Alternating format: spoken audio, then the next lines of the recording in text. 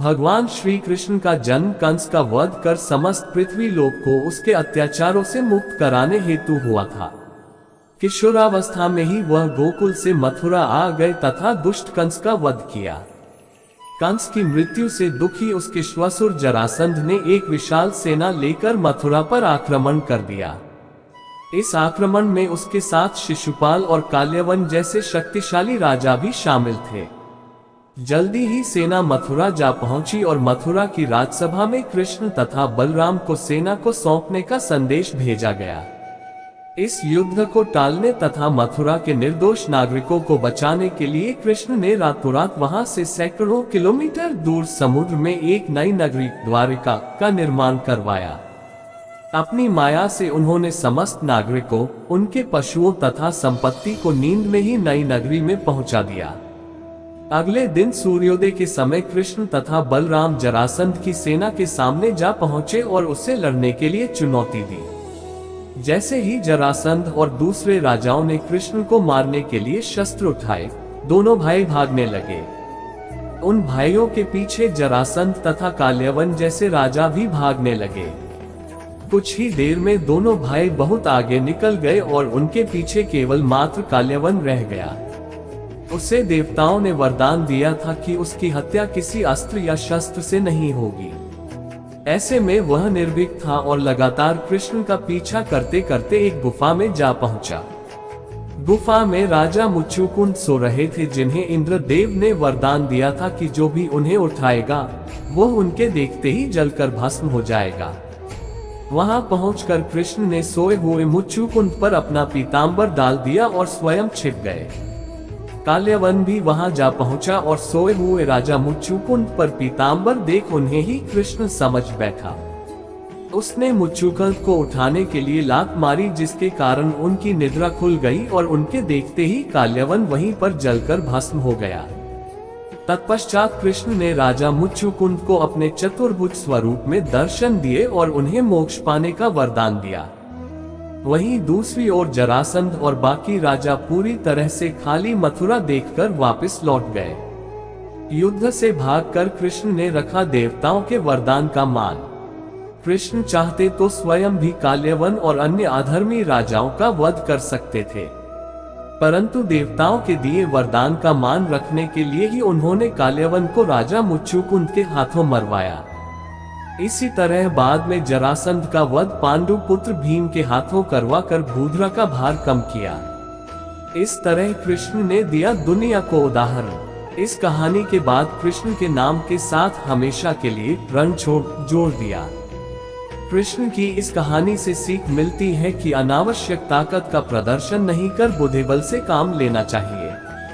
इस तरह हम अपनी शक्ति को खर्च होने से रोक सकते हैं और बड़े से बड़े संकट का भी सामना कर सकते हैं। गीता में जीवन के सार का वर्णन बहुत ही विस्तार से किया है। गीता को भगवान श्री कृष्ण का ही एक स्वरूप माना गया है। गीता में मनुष्य के जीवन को सफल बनाने के लिए की सूत्रों का वर्णन किया गया है। जीवन में सफलता प्राप्त करने के लिए भगवान श्री कृष्ण के जीवन से जुड़ी तमाम बातों का अध्ययन करके सीखा जा सकता है। पहला मंत्र शांत स्वभाव रखकर काम करना। वैसे तो भगवान श्री कृष्ण बचपन में बहुत नटखट स्वभाव के थे। विपरीत परिस्थितियां आने पर उनका स्वभाव हमेशा शांत रहता था। कृष्ण जी भगवान विष्णु के अवतार थे और वे यह बात जानते भी थे कि कंस मामा उन्हें बार बार मारना चाहते थे, फिर भी वे शांत रहते थे और समय आने पर कंस के हर प्रहार का मुंह तोड़ दिया। इससे सीख मिलती है कि कठिन समय में भी अपने शांत स्वभाव का त्याग नहीं करना चाहिए। दूसरा मंत्र साधारण जीवन जीना। भगवान श्री कृष्ण हमेशा साधारण जीवन जीने में विश्वास करते थे। गोकुल के राजघराने में परवरिश होने के बावजूद वह अन्य सामान्य बालकों के साथ रहते, खेलते और घूमते रहते थे। उन्हें कभी भी अपने राजघराने का घमंड नहीं था। तीसरा मंत्र कभी हार न मानना। कभी भी उनका मन बुरा समय आने पर घबराता नहीं था। वह विपरीत परिस्थितियों का डटकर मुकाबला करते थे। उनका मानना था बुरे समय में विवेक पूर्वक काम करना चाहिए। भगवान श्री कृष्ण ने कभी भी हार न मनाने का संदेश दिया था। अंत का प्रयास करते रहना चाहिए, भले ही परिणाम हमारे पक्ष में क्यों न हो। चौथा मंत्र, दोस्ती निभाना। कृष्ण और सुदामा की दोस्ती को कौन नहीं जानता। यह दोस्ती महज दोनों के प्रेम के कारण नहीं, बल्कि एक दूसरे के प्रति आदर के कारण भी प्रसिद्ध है। किंतु आज के जमाने में दोस्ती के असली मायने कोई नहीं जानता। श्री कृष्ण ने हमेशा अपने मित्र सुदामा और अर्जुन का साथ दिया था। पांचवा मंत्र, माता पिता का हमेशा आदर करना। श्री कृष्ण को जन्म देवकी ने दिया था, लेकिन उनका पालन पोषण यशोदा और राजा नंद ने गोकुल में किया, यह जानते हुए कि उनके अपने माता पिता उनसे दूर हैं। श्री कृष्ण ने उन्हें दिल से प्रेम किया, उनका आदर और सम्मान करने में कोई कसर न छोड़ी। एक बार श्री कृष्ण में भोजन के लिए बैठे थे, तभी अचानक अपने माँ से बोले, मुझे कुछ काम है, मैं अभी आता हूँ, बस कुछ ही समय में आता हूँ। माँ ने बोली, अभी तो तुझे भूख को लगी थी, अचानक तू कहाँ जा रहा है। भगवान श्री कृष्ण ने बोले, बस अभी आता हूँ। वो तुरंत गए और तुरंत आ भी गए। माँ ने पूछी, इतनी जल्दी कैसे आए।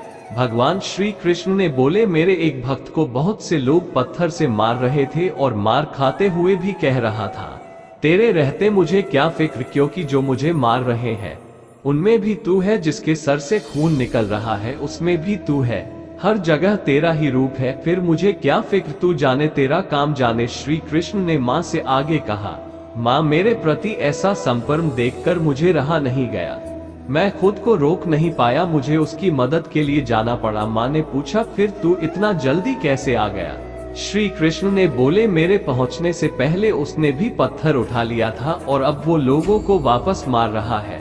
जब उसने परिस्थिति अपने हाथ में ले ली है, फिर मेरा वहां क्या काम, इसीलिए मैं वापस आ गया।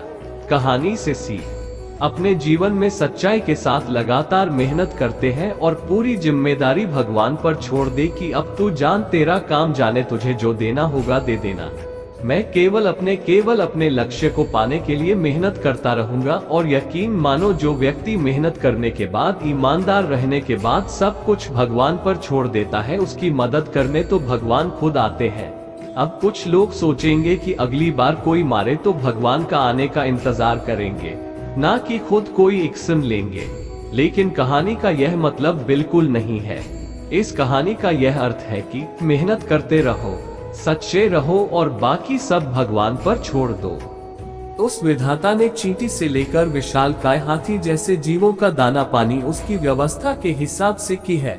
उसमें विश्वास रखकर कर्म कर। जो तुझे नहीं दिख रहा है वो उसे दिख रहा है।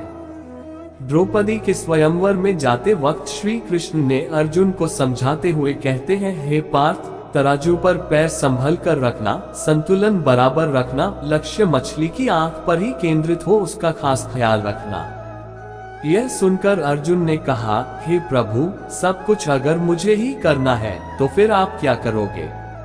वासुदेव हंसते हुए बोले, हे पार्थ, जो आपसे नहीं होगा वह मैं करूंगा। पार्थ ने कहा, प्रभु ऐसा क्या है जो मैं नहीं कर सकता। वासुदेव फिर हंसे और बोले, जिस अस्थिर, विचलित, हिलते हुए पानी में तुम मछली का निशाना साधोगे, उस विचलित पानी को स्थिर मैं रखूंगा। कहने का तात्पर्य यह है कि आप चाहे कितने ही निपुण क्यों ना हो, कितने ही बुद्धिमान क्यों ना हो, कितने ही महान एवं विवेकपूर्ण क्यों ना हो, लेकिन आप स्वयं हर एक परिस्थिति के पर पूर्ण नियंत्रण नहीं रख सकते। आप सिर्फ अपना प्रयास कर सकते हो, लेकिन उसकी भी एक सीमा है, और जो उस सीमा से आगे की बागडोर जो संभालता है उसी का नाम विधाता है। उसी विधाता ने आपकी सारी जिम्मेदारियां ले रखी हैं, लेकिन आप हो कि सारी जिम्मेदारी खुद ही लिए फिरते हो। सारी दुनिया का बोझ आप अपने सर पर लिए फिरते हो, तो इसमें किसी का क्या दोष। हमें सिर्फ अपना कार्य करते रहना चाहिए। भगवान क्या कर सकते हैं या क्या करेंगे, ये गहरा विषय है। उस विधाता ने इतनी बड़ी दुनिया बनाई, विशाल समुद्र बनाया, उसमें रहने वाले विशालकाय जीवों के जीवन की डोर बनाई, उनके लिए दाना पानी की व्यवस्था